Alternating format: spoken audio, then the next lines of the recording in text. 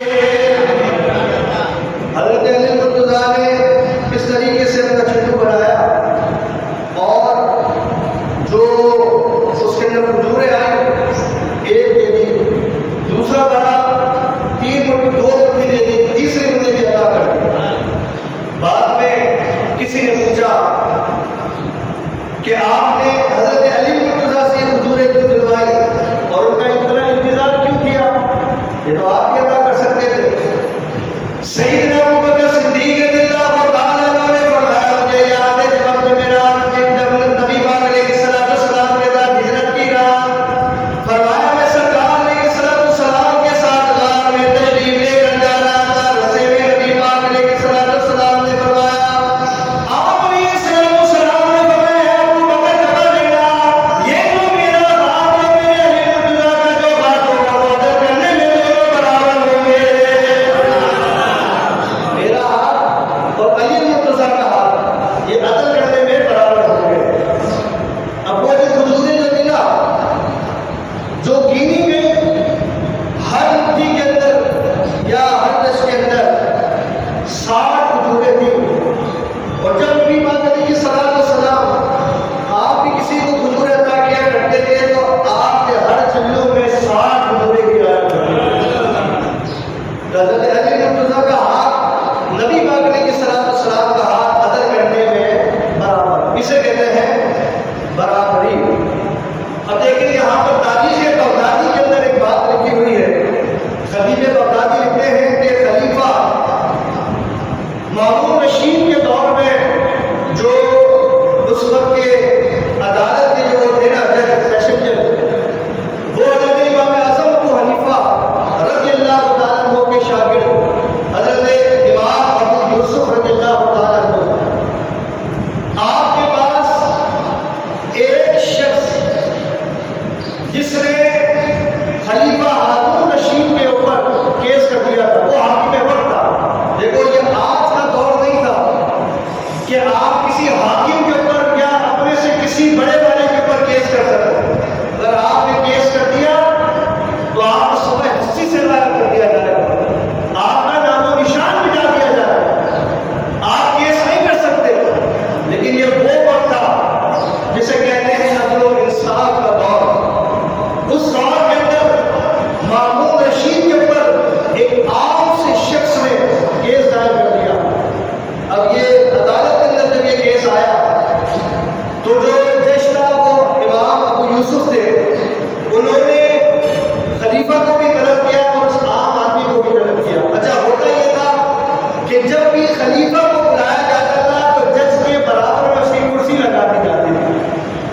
لوگ میاں جج نے خلیفہ ہارون رشید کو بھی بلا دیا، اس کی کرسی لگا دی گئی، اس کو برابر میں بھی ڈال دیا، لیکن وہ جو ہاتھ میں آیا وہ نہ اس کے لیے کرسی نہیں لگائی۔ اب یہ جو فیصلہ ہوا تھا وہ ہارون رشید کے خلاف ہوا۔ اب جو معاملہ ہونے تھے وہ ہو گئے، لیکن جب امام ابو یوسف کے مرنے کا وقت آیا، آپ زار و قطار ہوتے ہیں، آپ کے رونے کی وجہ پتہ کری تو آپ کہتے ہیں کہ ہائے میں برباد ہو گیا، ہائے میں برباد ہو گیا۔ فرمایا کہ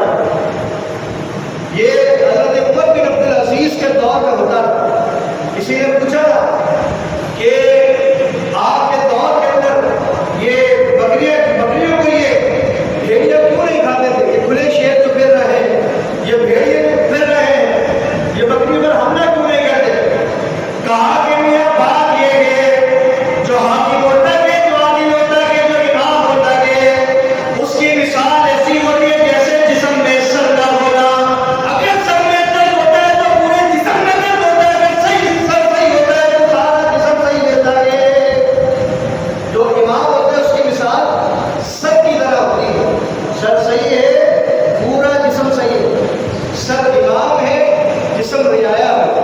اگر سر صحیح ہے، جسم صحیح ہے، امام صحیح ہے تو رعایا صحیح ہے. عمر بن عبد العزیز کے دور میں اس طریقے سے یہ مثال اگر صاحب کے آپ کو مل جائے وہ سب سے عدل و انصاف پر مبنی اگر میں بات کروں تو اس کی مثال تو پوری تاریخ کے اندر آپ کو کہیں نہیں ملتی. میری مثال سیدنا عمر بن خطاب رضی اللہ عنہ.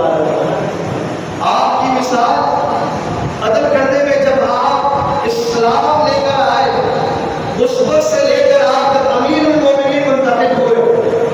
آپ نے 10 سال 6 ماہ 4 دن کی جو حکومت تھی وہ آپ نے جو، اور آپ کہاں سے چلے گئے؟ یہاں مکران تک آپ کی حکومت تھی، جو بلوچستان کے لیے کا مکران، یہاں سے مکران، وہاں سے آرمینیا، بڑے بڑے آپ نے قلعوں کو فتح کیا، بیت المقدس کو آپ نے فتح کیا. اس 22 لاکھ سے زیادہ وسیع مربع میل کی جو سلطنت تھی وہ حضرت عمر بن خطاب کی حاکمیت کے اندر. تو سوچو اتنی بڑی وسیع سلطنت کا مالک کیسا ہوگا. ابھی تصور کریں پاکستان یا اگر کسی دوسرے ملک کی بات کریں، یہ اتنے سے نقشے میں چھوٹے چھوٹے تھے، اور یہاں کے حاکموں کا حال دیکھیے. بڑے بڑے برانڈیڈ شوز پہنے جاتے ہیں، بڑے بڑے جو مہنگے سے مہنگا لباس ہوتا ہے وہ زیب تن کیا جاتا ہے. اگر جتھر میں بچہ بھوکا مر رہا ہو، سندھ میں بچہ بھوکا مر رہا ہو، پنجاب کے اندر آپ کو کھانے کے لیے پانی نہ مل رہا ہو، کراچی میں سڑکیں نہ بنی ہو، لیکن عیاشیاں کی عروج کے اوپر ہوتی ہے. اور وہ عمر بن خطاب کہ جنہیں اللہ تبارک و تعالیٰ نے اتنی وسیع اور عریض سلطنت عطا فرمائی، ان کا کیا حال ہے.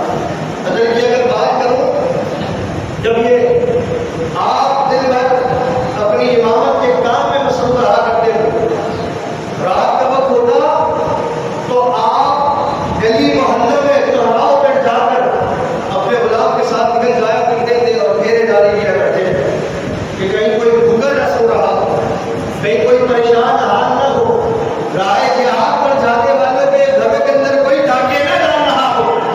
ان کی حفاظت کے اندر حضرت عمر بن خطاب پھیرے داری کے لیے رات میں نکل جایا کرتے تھے. عمر بن خطاب کی کیا مثال ہو کہ جب آپ سے باہر سے لوگ ملنے آیا کرتے تھے تو پوچھا کرتے تھے کہاں ہے مدینے کا مالک، کہاں ہے امیر المومنین، ہم دیکھنا چاہیں کس عالیشان محل کے اندر وہ رہتا ہو، ان کا محل کا پتہ تو بتا دو. امیر المومنین حضرت فاروق اعظم رضی اللہ تعالیٰ عنہ کا پتہ جب مدینے میں آپ کے لوگوں سے پوچھا جاتا تھا، فرمایا میاں کس محل کی بات کرتے ہو، کس عالیشان محل کی بات کرتے ہو. وہ امیر المومنین جاؤ گھوڑوں کے رسبن میں گھوڑے پر لڑا رہا ہوگا یا مسجد نبوی کے چبوترے میں بیٹھا ہوا ہوگا، لوگوں کو تعلیم دے رہا ہوگا. وہ وہاں جا کر دیکھتے ہیں گھوڑے کے سفر میں بھی حضرت فاروق اعظم نہیں ملے، جامع صفہ پر بھی جا کر دیکھا تو حضرت فاروق اعظم نہیں ملے. کسی سے پتہ پوچھتے ہوئے جب نکلے تو دیکھا حضرت فاروق اعظم ایک سائے دار درخت کے نیچے اینٹ لگا کر سر اس میں رکھ کر آرام فرما رہا ہے.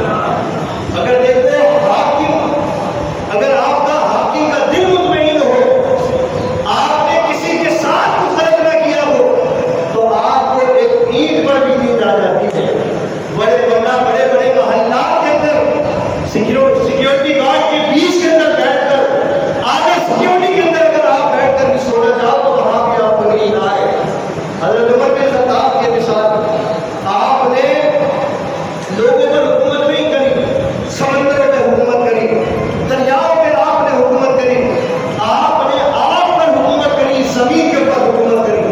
مصر کے اندر جو دریائے نیل تھا ایک رواج عام ہو گیا تھا کہ وہاں پر جب بھی ایک دو شیزہ کو تیار کر کے ہر سال اس کے اندر ڈال دیا کرتے تھے، اس کو بھیٹ چڑھایا کرتے تھے، تو جب جا کر دریائے نیل چڑھا کرتا تھا. یہ مسئلہ حضرت فاروق اعظم رضی اللہ تعالیٰ عنہ کے پاس آیا. آپ نے خط لکھا، اس مسافر کو عطا کر دیا، فرمایا جاؤ یہ جا کر دریائے نیل میں ڈال دینا. اب اس خط کے اندر کیا لکھا تھا؟ اس خط میں یہ لکھا تھا ہے دریائے نیل یاد رکھنا اس وقت وہ امیر المومنین عمر بن خطاب کی حکومت کے اندر موجود ہے. اگر تو اللہ کے حکم سے چلتا کہ تو چل، ورنہ ہمیں تیری ضرورت نہیں ہے. یہ رکا ڈالنا تھا. آج 1450 سال کا سب لگ چکا ہے. مصر میں جا کر دیکھ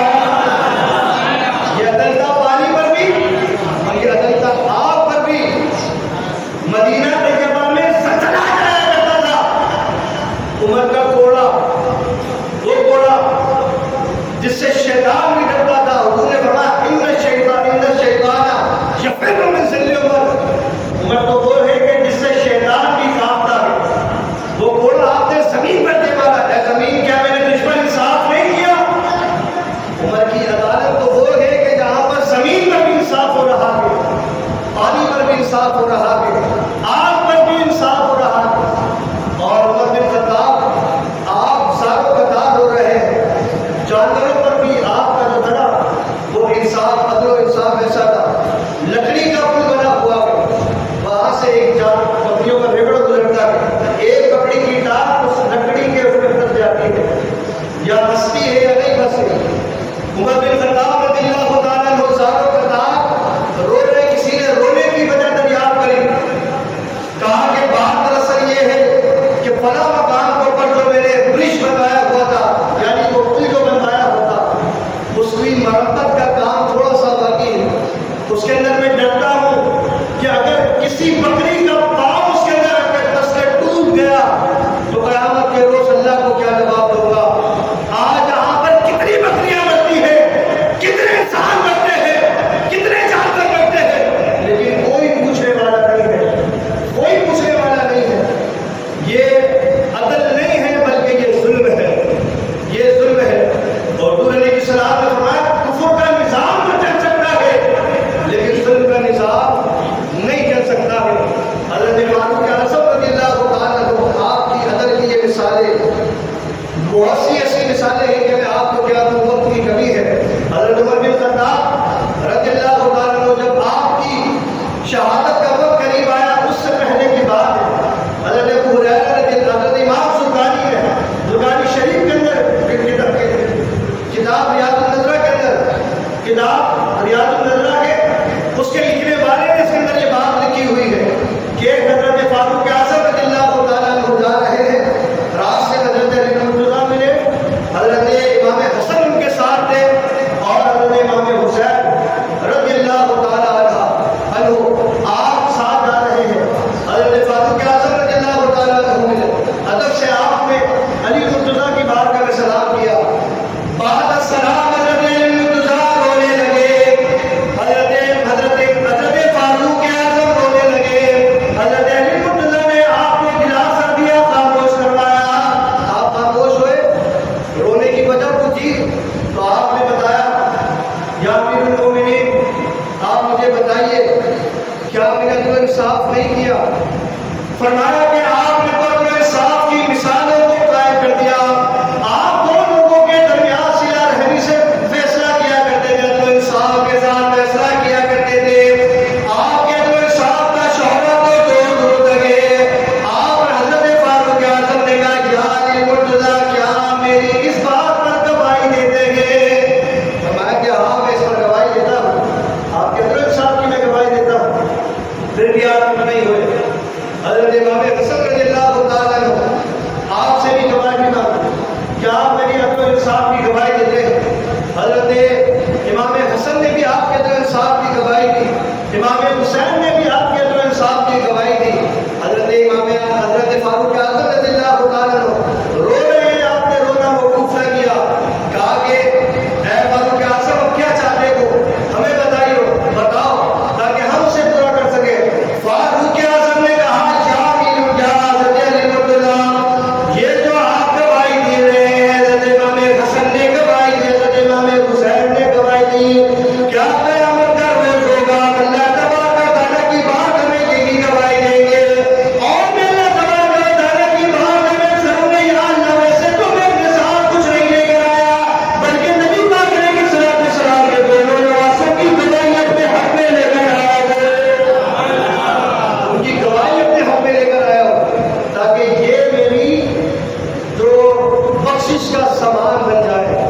امام حسن اور حسین کی گواہی، حضرت فاروق اعظم رضی اللہ تعالیٰ عنہ کے جب وصال کا قریب آیا، وقت قریب آیا شہادت کا، مختصر سی شہادت کی بات کہ کوفہ کا رہنے والا ایک شخص وہ تھا ابو لؤلؤ فیروز نامی مجوسی، یہ اس کے اوپر جو کوفہ کے تھے نا گورنر، انہوں نے اس پہ ٹیکس زیادہ لگا دیا، یہ شکایت لے کر مدینہ حضرت فاروق اعظم رضی اللہ تعالیٰ عنہ کے پاس آ گیا، آ کر کہتا کہ یا امیر المومنین، جو کوفہ کا گورنر ہے اس نے ان پہ ٹیکس زیادہ لگایا، فرمایا کہ تم کام کیا کرتے ہو، قصہ مختصر، کہا کہ میں یہ چکی بناتا ہوں، کہا کہ جو تم کام کرتے ہو اس کے عین مطابق ہی تم پر ٹیکس لگایا گیا، کوئی زیادہ نہیں لگایا، اور جو کوفہ میں تم جیسا کام یعنی جتنا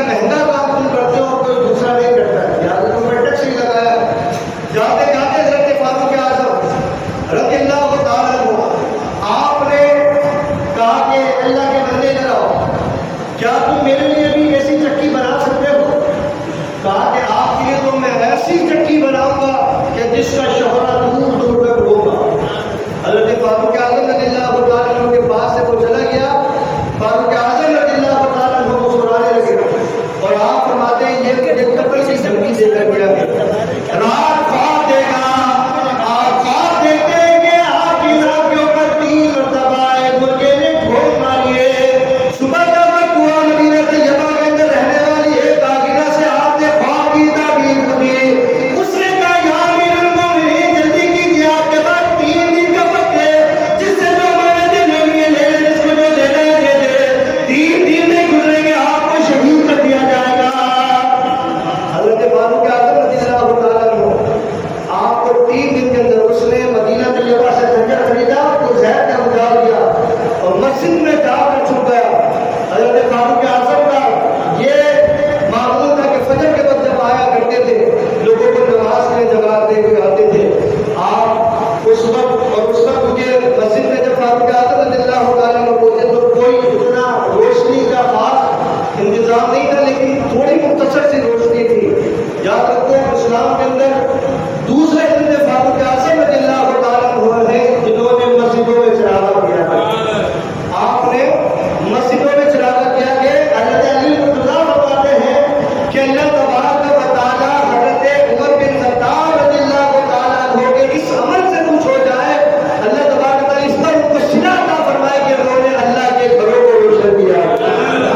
حضرت فاروق اعظم رضی اللہ تعالیٰ عنہ مسجد کے اندر آتے ہیں تو آپ پر حملہ کرتا ہے, سینے پر رچی کے وار کرتا ہے, آپ کے ہاتھوں کے اوپر وار کرتا ہے, حتیٰ کہ آپ کے اندر سرے کو بھی گرم کر دیا جاتا ہے. خون ایسا نکلتا ہے کہ پانی پلایا جاتا ہے تو نرسرے سے باہر آ جاتا ہے, دودھ پلایا جاتا ہے تو نرسرے سے باہر آ جاتا ہے, تو پانی اور دودھ نہیں رکتا. آپ فرماتے ہیں کہ میری شہادت کا وقت قریب آ گیا ہے. شہادت کا وقت ہے, آپ کو تھوڑی سی آنکھ لگ گئی, دیکھا کہ نبی پاک علیہ السلام ہاتھ میں پانی لے کر کھڑے ہوئے ہیں.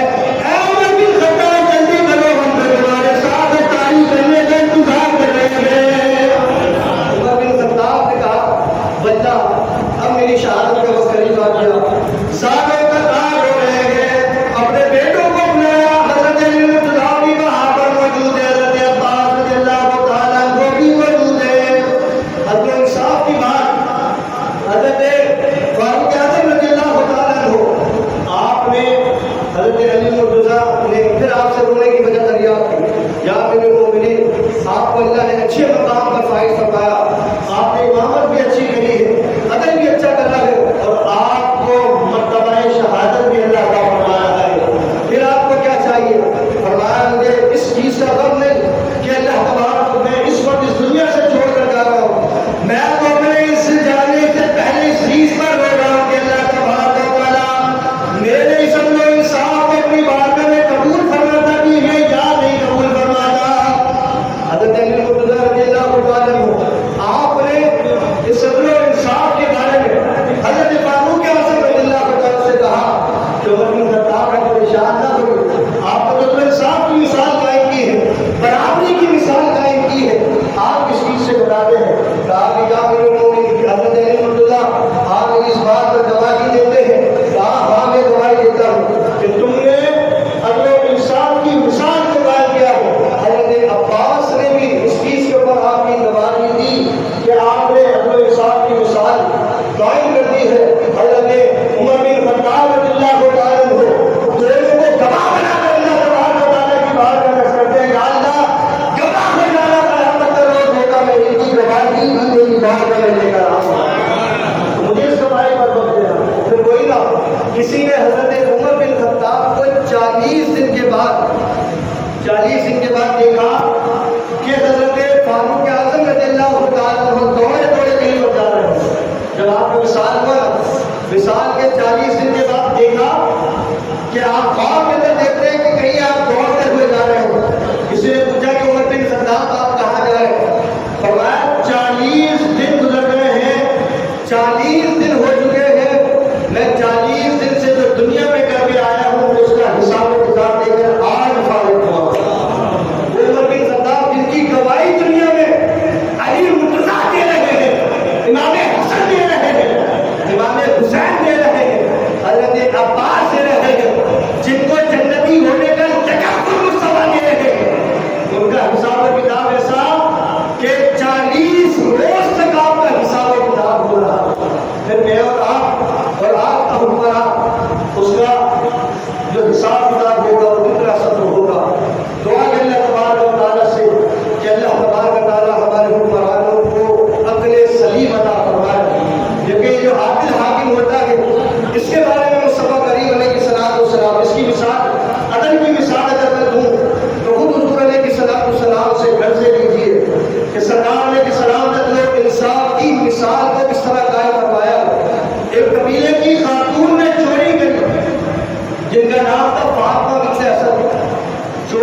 ہوتی ہے.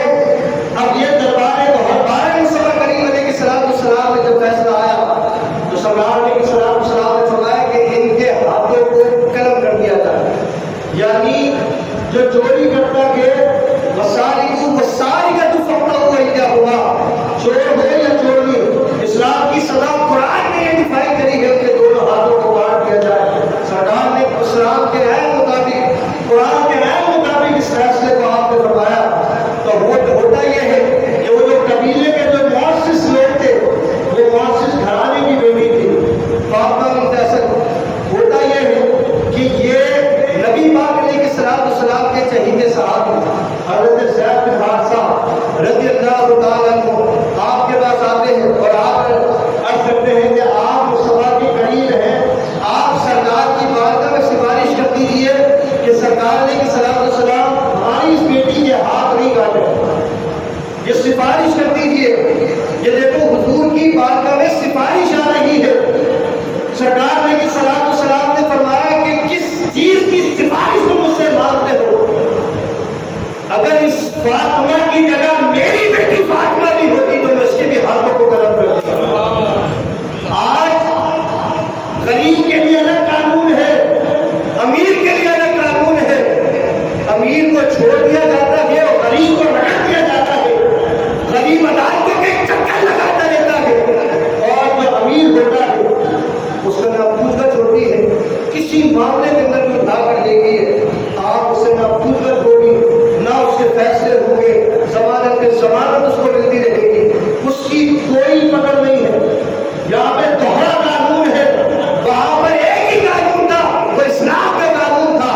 مصطفیٰ نے فرمایا اس فاطمہ کی جگہ میری بیٹی فاطمہ بھی ہوتی تو اس کے ہاتھوں کو بھی قلم کر دیتا. مجھے قرآن کہتا ہے وساری کا تم فقط ہوا کیا ہوا کہ جو چور ہوئے چھوڑ دی تو دونوں کے ہاتھوں کو قلم کر دیا جائے. یہ انصاف کی مثال, عدل کی انصاف خود مصطفیٰ کے گھر سے ملتی ہے. عادل حاکم جو قیامت کے روز اللہ کے سائے کے اندر ہوگا. ایک حدیث مبارکہ میں آیا سرکار علیہ السلام صحابہ کے مجمع میں ہے اور سرکار علیہ السلام بھی فرماتے ہیں. سرکار نے فرمایا کہ جنت میں ایک ایسا محل ہے کہ جس کو اندر سے دیکھو تو باہر کا نظر آتا ہے اور باہر سے دیکھو تو اندر کا نظر آتا ہے. یہ مثال اس چیز کی ہے کہ وہ بہت ہی صاف اور شفاف سا محل ہے, اس جیسا محل ہے. اس کی مثال اس چیز کی ہے کہ اندر سے دیکھو تو باہر کا نظر آئے اور باہر سے دیکھو تو اندر کا نظر آئے. پوچھا یا رسول اللہ صلی اللہ علیہ وسلم یہ محل کس کا ہے اور یہ محل کیسا ہے؟ سرکار علیہ السلام نے ارشاد فرمایا یہ محل ان لوگوں کا ہے. فرمایا اس محل میں اللہ تبارک و تعالی نبیوں کو جگہ عطا فرمائے گا. سرکار نے فرمایا اس محل کے اندر نبیوں کے ساتھ اللہ تبارک و تعالی صدیقوں کو بھی جگہ عطا فرمائے گا. سرکار نے فرمایا اس محل میں صدیقوں کے ساتھ اللہ شہداء کو بھی جگہ عطا فرمائے گا. اور نبی پاک علیہ السلام نے فرمایا جو حاکم وقت ہوگا اور عادل ہوگا اللہ تبارک و تعالی اس کو بھی اسی محل میں جگہ عطا فرمائے گا. اسی محل کے اندر اللہ اس کو جگہ عطا فرمائے گا. یعنی وہ محل امام عادل جو حاکم وقت ہوگا, عدل کرنے والا ہوگا, اس کا محل نبیوں کے ساتھ اللہ تبارک و تعالی جنت میں بنائے گا. اور قال نبی صلی اللہ علیہ وسلم, یہ کتنی بڑی بات ہے اور کتنی ان کی فضیلتیں بیان ہوئی ہے کہ انسان اگر ان کی فضیلتوں کو سوچے کہ ہمیں مرنے کے بعد ملنا کیا ہے تو خدا کی قسم آدھی دنیا تو ایسے ہی صحیح ہو جائے. کیونکہ یہاں دیکھتے ہیں کہ دنیا کا مالے پتا آپ کو یہاں پر کام وقت تو کام آ رہا ہے لیکن مرنے کے بعد کوئی چیز کام نہیں آئے گی. مرنے کے بعد کام آئے گا تو صرف آپ کی نیکیاں کام آئے گی. اگر حاکم ہو تو آپ نے وہ کیا ہوا تو انصاف ہو تو کام آئے گا. جو دنیا میں کرتے ہو وہ آپ قبر میں بھی کاٹو گے اور قیامت میں بھی کاٹو گے. حضور علیہ السلام نے ان لوگوں کی جو حاکم عادل ہیں ان کی مثالیں ایسی ایسی بیان فرمائی. سرکار علیہ السلام نے ارشاد فرمایا, سرکار ارشاد فرماتے ہیں کہ قیامت کا روز ہوگا, ایک نور کا ممبر سجایا جائے گا. نور کا ممبر ہوگا, اس نور کے ممبر میں اس حاکم پر کو عدل کرنے والا ہوگا, اس کو بٹھایا جائے گا. نبی پاک علیہ السلام نے فرمایا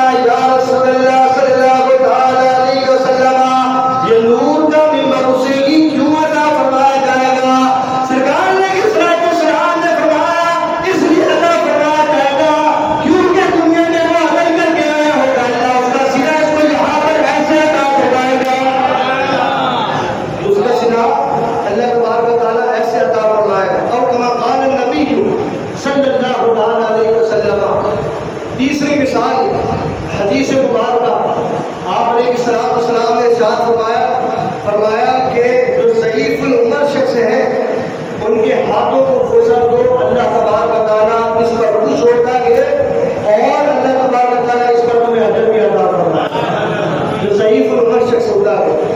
دوسرا سرکار علیہ السلام نے فرمایا کہ جو قرآن کا عالم ہوتا ہے اس کے ہاتھ کو بوسا دو، اللہ تمہیں اس پر بھی اجر عطا فرمائے۔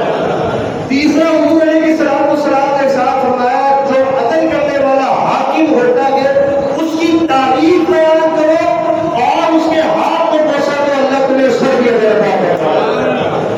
تو یہ ہے عدل کرنے والا کہ جس کو اللہ تبارک و تعالیٰ جس منبر اور مرتبے پر فائز کرتے ہیں اللہ اس کو اتنے انعامات سے نوازتا ہے۔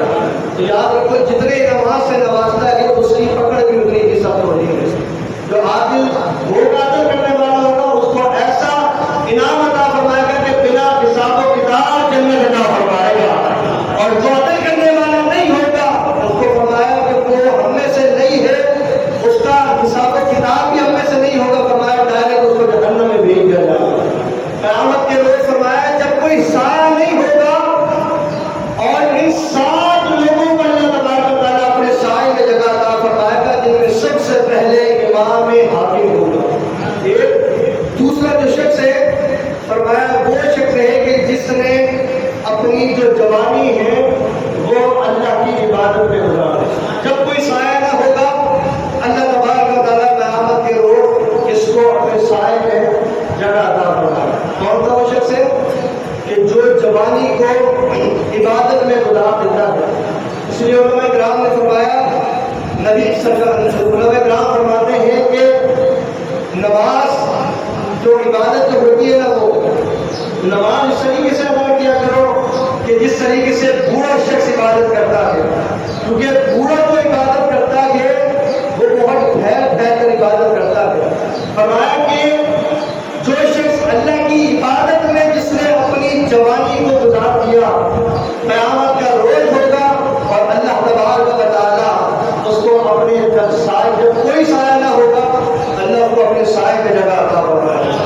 تیسرا بندہ وہ شخص ہے فرمایا جب قیامت کا روز ہوگا اس کو بھی اللہ اپنے سائے میں جگہ عطا فرمائے گا جو مسجد میں آنے میں پہل کرتا ہے اور ایک نماز کے بعد دوسری نماز کا انتظار کرتا ہے، اس کو بھی اللہ اپنا سایہ عطا فرمائے گا۔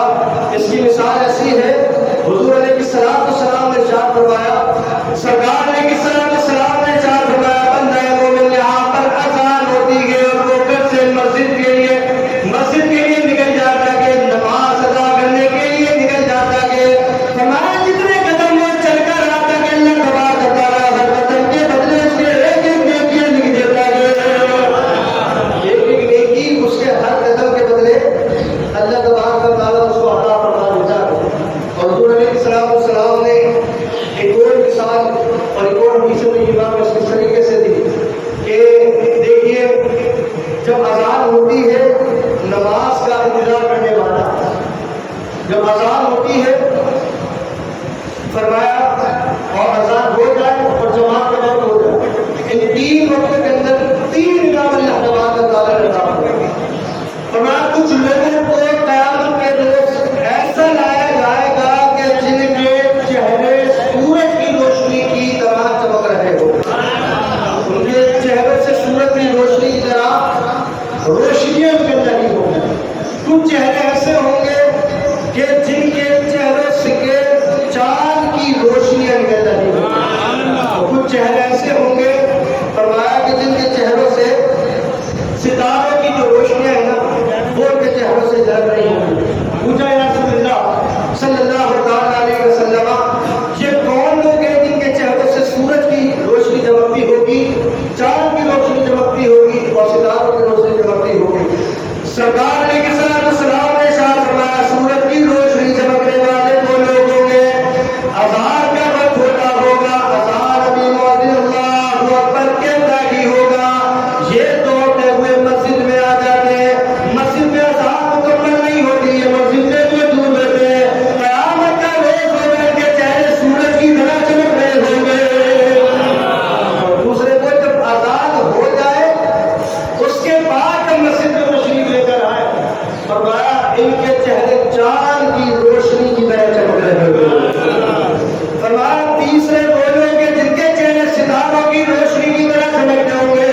پوچھا یا رسول اللہ صلی اللہ علیہ وسلم وہ کون ہے؟ کہا کہ جو بغاوت کے لیے موسم خراب ہو جائے وہ اس وقت آ کر نماز میں شامل ہو جائے کہ چہرے کی سلانے کی طرح چمک رہے ہوگے. یہ نماز ایسی چیز ہے کہ جو ہمیں اس چیز میں ممتاز کر کر لوگوں کی فہرست سے نکال کر عام لوگوں کی فہرست سے نکال کر اس فہرست میں ان 7 لوگوں کی فہرست میں لے آتی ہے کہ جب کوئی سایہ نہ ہوگا اللہ تبارک و تعالیٰ کے عرش، اللہ تبارک و تعالیٰ کی رحمت کا سایہ قیامت کے روز ان 7 لوگوں پر ہوگا. ان میں سے ایک نماز پڑھنے والا ہوگا. چوتھا شخص وہ ہے، مختصر 2 سے 4 منٹ اور چوتھا شخص وہ ہے کہ جو اللہ تبارک و کسی سے محبت کرے تو اللہ کے لیے کرے، کسی سے نفرت کرے تو اللہ کے لیے کرے، کسی سے بغض رکھے تو اللہ کے لیے کرے، اور کسی سے ملاقات کرے تو وہ اللہ ہی کے لیے کرے. فرمایا ہمارا ملنا بھی اللہ کے لیے ہے، ہمارا بچھڑنا بھی اللہ کے لیے ہے، روٹھنا بھی اللہ کے لیے ہے، منانا بھی اللہ کے لیے ہے. فرمایا جو شخص اپنی زندگی میں اس چیز کو لے آتا ہے کہ میرا ہر کام اللہ کے لیے ہے، قیامت کا روز ہوگا اس کو بھی اللہ اپنے سائے میں جگہ دے گا. وہ شخص ہے فرمایا کہ جو ایک ہاتھ سے اللہ کی بارگاہ میں صدقہ دے، ایسا دے کہ دوسرے ہاتھ کو پتہ نہ لگے، ایسا صدقہ وہ اللہ کی بارگاہ میں کرے. صدقہ ایک بہت بڑی عبادت ہے. الصدقۃ رد البلا، یہ بلاؤں کو بھی رد کرتا ہے. صدقہ ایک ایسی نعمت ہے جو اللہ تبارک و تعالیٰ نے ہمیں ایسا قرض حسنہ عطا فرمایا ہے. ان تقرضوا اللہ قرضا حسنا اور من جاء بالحسنۃ فلہ عشر امثالها، کہ اللہ کی بارگاہ میں صدقہ 1 روپے کا دیتا ہو اللہ تبارک و تعالیٰ 10 عطا فرماتا ہے. صدقہ آپ دیتے ہو کسی کو بھی دیتے ہو. صدقے کی 2 قسمیں ہوتی ہیں. ایک صدقہ بھی مخفف ہوتا ہے اور صدقہ بھی جہر ہوتا ہے. مخفف سے مراد تو وہی ہے کہ کوئی پریشان حال ہے، تکلیف کے اندر ہے، آپ نے اس کو دیکھا، چپ چاپ جا کر آپ نے اس کی مدد کر دی، تو یہ صدقہ بھی مخفف ہوتا ہے، چھپا ہوا صدقہ کسی کو پتا ہو. یہ کہتے ہیں کہ صدقے کی سب سے اعلیٰ مثال ہے یہ صدقہ. صدقہ بھی جہاں جو ہوتا ہے وہ ہوتا ہے اعلان کے ساتھ صدقہ دینا. اب اعلان کے ساتھ صدقہ دینا یہ نہیں ہوتا کہ جو آج کل ہمارے دور میں رائج ہے. ہمارے دور میں رائج ہے کہ صدقہ دیتا ہوں تو میں سیلفیز وغیرہ بنوا رہا ہوں، لوگوں کو جتا کر دے رہا ہوں. یہ وہ صدقے کی بات نہیں کرنا. صدقہ بھی جہاں سے مراد کیا کہ حضور علیہ السلام کے دور میں دیکھو، جب بھی جیش اسرت کا موقع آتا، جب بھی جنگ کا موقع آتا تھا تو سرکار علیہ السلام صدقے کے لیے اعلان فرمایا کرتے تھے. صحابہ کھڑے ہو جایا کرتے تھے، یا رسول اللہ 300 اونٹ والا سال سامان. کوئی کہتا ہے رسول اللہ تلوار میری طرف سے، کوئی کہتا پرچیاں میری طرف سے، کوئی کہتا گندم میری طرف سے. تو یہ صدقہ بھی جہاں ہوتا ہے. جیسے آپ کے اس دین افسی دور کے اندر دیکھا جائے، مسجد کی تعمیر، اس کے اندر آپ سے بولا جاتا ہے مسجد کی تعمیر کے اندر حصہ لیجیے، مسجد کو تعمیر کروائیے، مسجد میں فلاں کام ہو رہا ہے، کون ہے جو حصہ دلانا چاہتا ہے. تو یہ طریقہ احسن طریقہ اور مصطفیٰ کریم علیہ السلام ہی کا طریقہ ہے صدقہ بھی جہاں کا. میں اس صدقے کی بات نہیں کرتا جو دکھا کر تصویریں چھپائی جاتی ہے، وہ صدقہ نہیں بلکہ وہ باطل ہے، باطل ہے، باطل ہے. اس کا بنا سے کوئی تعلق نہیں، اس کا اسلام سے کوئی تعلق نہیں ہے.